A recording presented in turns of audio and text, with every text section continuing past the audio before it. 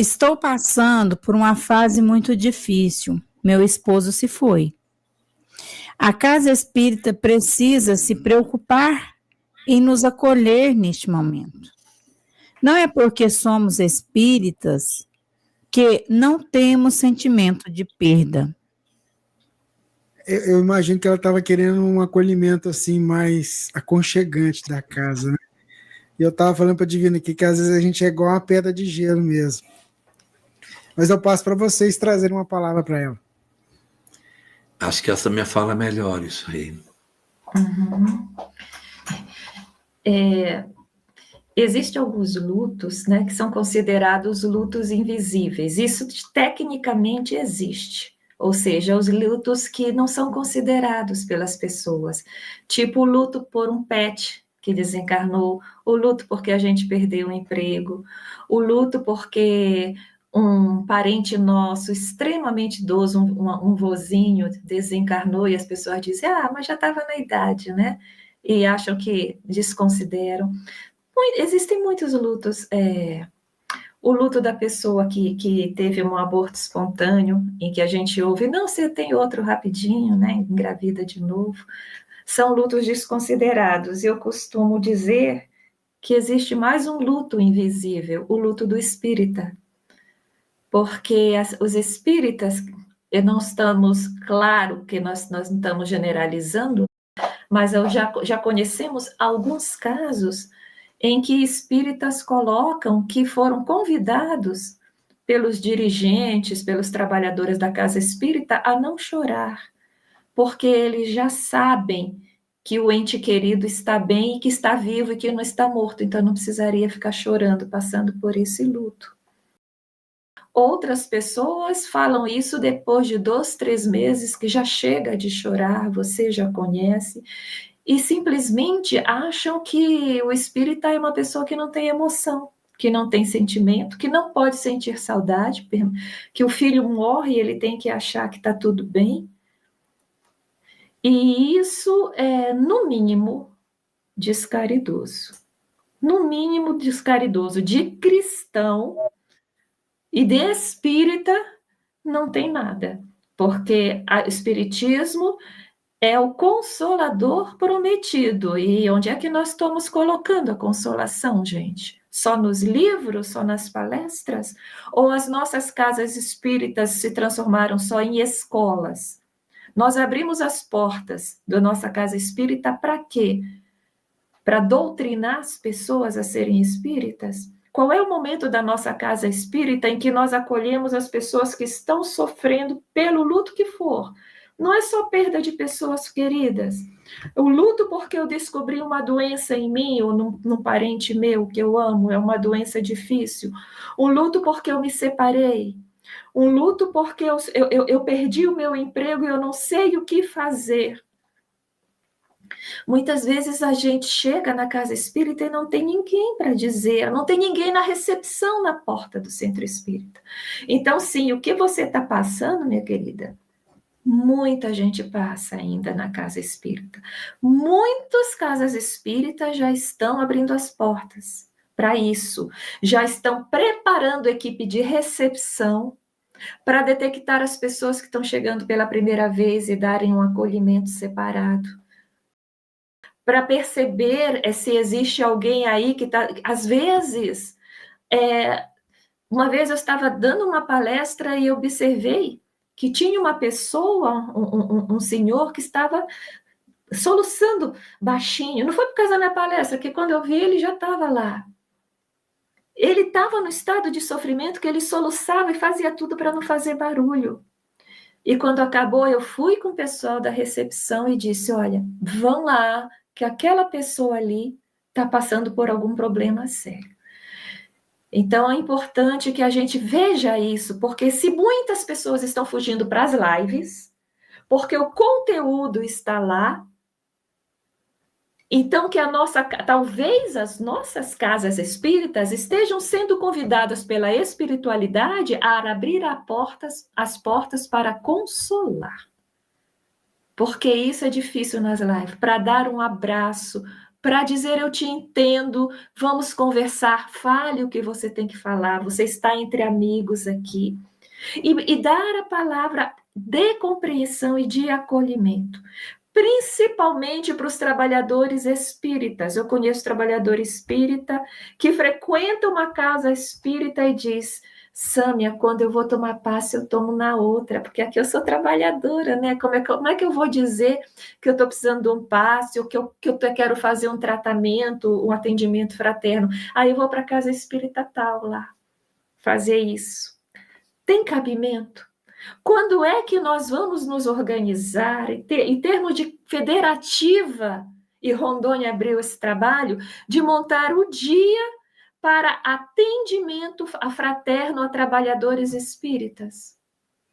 Uma casa, talvez a federação, uma casa vinculada ao trabalho federativo, possa dizer: casas espíritas, tal dia da semana, o atendimento fraterno pelo diálogo, a mediúnica, o grupo de orações é para trabalhadores espíritas. Porque a gente vai lá, todos são trabalhadores, todos estão com seus dramas, todos podem desabafar, conversar e ouvir. Isso. Eu acho que é uma questão para a gente amadurecer, é o próximo passo das casas espíritas, consolar. É verdade, talvez esse seja o espaço que a gente está precisando criar, ampliar. Eu queria só dar uma contribuição, um reforço, na verdade, numa parte que a Sâmia comentou, que é o seguinte: na medida em que as lives estão cumprindo o papel de informar, e alguns estão dizendo que as casas diminuíram a frequência, se diminuiu é porque a gente não está focado na dor. Porque o que tem de gente em sofrimento é muito grande. E a gente, às vezes, está ligado num aspecto conteudista e não está entregando acolhimento, consolo e suporte ao sofrimento para as pessoas.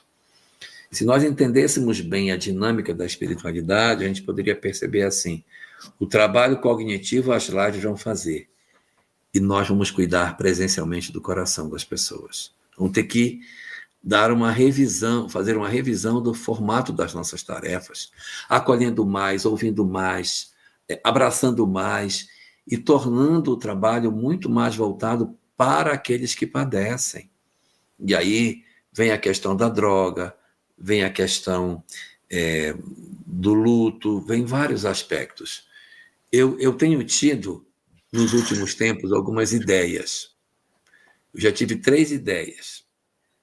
A primeira ideia: fazer atendimento espiritual em forma de roda de conversa, para que as pessoas possam ter, ali é o grupo de luto, ali é o grupo do pessoal com ideação suicida, aqui é a turma que tem problema de conflitos familiares. Você dividir para que em roda de conversa as pessoas possam se abrir mais e ser mais efetivo o trabalho de acolhimento. Essa é a primeira ideia. A segunda ideia, que eu já também falei aqui uma vez, é criar um grupo dentro do atendimento espiritual para jovens, em que você trata só os dramas dos jovens, para que eles não se sintam não acolhidos na juventude espírita. Então, olha só, o Paulo Witter está falando que já adotou aqui, chama Conversa Fraterna, que legal. Então, a minha segunda ideia é nós fazermos um trabalho onde nós vamos apresentar para as pessoas, para os jovens, os temas que eles se interessam. Então, um dia vai ser sobre bullying, outro dia é conflito familiar, outro é ideação suicida, outro é automutilação, compromisso afetivo, sempre em formato de roda de conversa, para que eles possam ser acolhidos, falarem, sem ser ainda o grupo de jovens. Nesse trabalho, a gente engaja o jovem na casa, e daí a um tempo, depois 6 meses, 1 ano, sei lá, você pode transferi-lo para o grupo de jovens, porque já terá atendida a sua sede e sua fome de conhecimento em termos da cicatrização de suas feridas. E este final de semana eu tive a terceira ideia. Estudo terapêutico do Evangelho. Em vez da gente estudar o Evangelho como a gente muitas vezes faz, que pega um primeiro versículo até o último, estudar do Evangelho só os pontos que sejam interessantes para a terapia da criatura humana. Seria para tirar do Evangelho o perfume do Evangelho. Qual seria a terceira ideia? A terceira ideia é a seguinte: Kardec, quando fez este livro, chama-se O Evangelho segundo o Espiritismo. Eu acho que o livro deveria ter outro nome. O nome do livro deveria ser O Espiritismo segundo o Evangelho, porque isso aqui não é um estudo do Evangelho segundo o Espiritismo. Isso é um estudo do Espiritismo segundo o Evangelho, porque ele parte do Espiritismo para o Evangelho. A ideia seria partir dos dramas humanos para o Evangelho. Nós teríamos que pegar os dramas que a sociedade tem, ansiedade, depressão, angústia, tristeza, violência, abandono, e procurar no Evangelho quais são os versículos que tratam disso. E criar os grupos que estudam não o Evangelho pelo Evangelho, mas Jesus, o terapeuta divino, oferecendo suas falas para as dores humanas, conforme está proposto no livro Jesus e Atualidade, onde isso já foi feito por Joana de Ângeles. Cada capítulo é um drama da atualidade e o versículo que está conectado com essa discussão. Então, as casas têm que alargar o trabalho que se faz no socorro à dor. Tem muita gente se automutilando, tem muita gente com ideação suicida, tem muitos lares se desfazendo, tem muita gente com vazio existencial. A gente não pode deixar que essa mensagem chegue nas pessoas. E se, como foi colocada aqui a questão do luto, o luto tem que ser respeitado, trabalhador, não trabalhador, não interessa. Se eu sou trabalhador espírita, posso ter todo o conhecimento do mundo, dói demais. O luto dói demais. E o consolo da doutrina espírita é muito bom, mas a gente trabalhar isso no nosso coração, para nós, como trabalhadores, já é difícil. Imagina para quem não tem esse conhecimento. Então, é imperioso que a gente desperte para essa necessidade. Nós não podemos mais manter a casa espírita alheia a tantas dores que a criatura humana possui. Não podemos. A gente tem que despertar para isso e fazer com que as nossas casas tenham conteúdo, sem dúvida, mas também tenham muito coração para oferecer. Elahá, eu vou acrescentar um quarto, então, uma quarta proposta, tá? Que é uma que não mexe tanto com a rotina do nosso centro espírita. Dar um exemplo: estudo sistematizado, ESD. Não é necessário que exista o ESD e que eu abra um outro trabalho de roda de conversa, para consolo, para desabafo. Eu posso utilizar o meu ESD sem prejuízo do conteúdo, isso é essencial. Tem que estudar do jeito que tem que estudar, com a profundidade que for, mas eu posso ampliar o meu tempo de modo que eu gaste. Vou chutar aqui, tá, gente? Não é que é isso, chutar. O coordenador do grupo que vai expor usa 40 minutos para que o conteúdo seja apresentado de uma forma completa, e esse estudo duraria, por exemplo, mais 40, então 1h20 é um tempo razoável, em que ele abre para perguntar: e o que isso tem a ver com as nossas vidas? O que esse conteúdo que o Espiritismo traz muda a nossa vida? Quais são os nossos conflitos, as nossas dores, em que eu posso encaixar esse conteúdo? O que me ajuda, o que me consola? E abrir na roda, tentar fazer todo o estudo em forma de roda, que isso ajuda, com ou sem mesa no meio, tanto faz. E dar espaço para que as pessoas falem das suas vidas e digam o que estão sentindo e como aquilo poderia colaborar, e amadurecer essa ideia. Então, as pessoas aprenderiam, mas se sentiriam ouvidas, acolhidas também.